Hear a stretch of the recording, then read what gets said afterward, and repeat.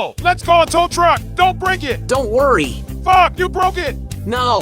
Look, there's a yellow button here. This is the vehicle's emergency shift button. Aim the car key at it. Press down. You don't have to hit the brake. You can just shift normally. You just saved me $800. This is an emergency switch on the car. Let me tell you a few more. Some can save money, some can save lives. Second, the car key is out of power and the door will not open. There is no keyhole in the door. Just pop out the mechanical key. Align the small hole under the door handle. Pry gently.